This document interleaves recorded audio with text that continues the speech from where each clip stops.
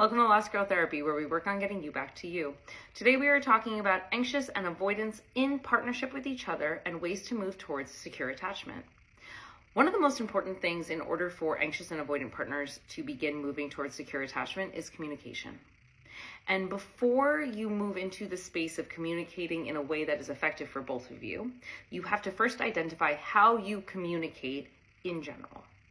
And something that I like to do is I will have clients make a list of the things that make them anxious.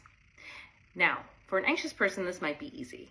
It might be, I get really anxious if I'm late, or I get really anxious if I don't hear back from a loved one after I've texted them. For an avoidant, this might be a little bit more challenging. So with avoidance, a good cue is, what makes you feel uneasy?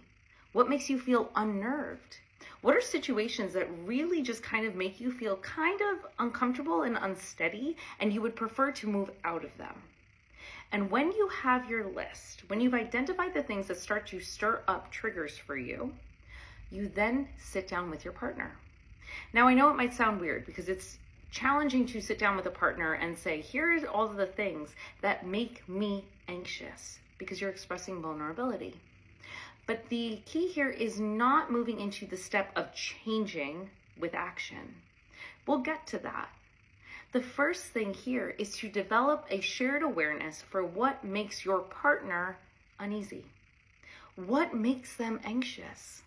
Because one of the big things about anxious and avoidant partnerships is that we can't read our partner's cues well. We just know, I feel anxious. I feel unsure. But we don't often consider, well, my partner might also be feeling that. And our anxieties are feeding off of each other because we're not communicating them. So take your list and go back and sit down with your partner.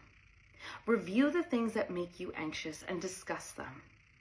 And this is purely about your partner being able to hold awareness that sometimes you are both going to be in situations that are a trigger. And then, once you hold that awareness, you start to build a shared language. You start to build ways to communicate to each other, this specific thing makes me uncomfortable.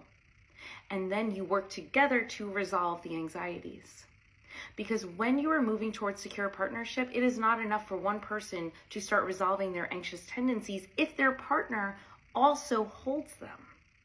So when you do it together as a couple's approach, what you're actually doing is you're completely neutralizing the held anxieties, and instead you are challenging each other to not only continue holding awareness within the relationship, but you're actually building safety that expands far past the relationship.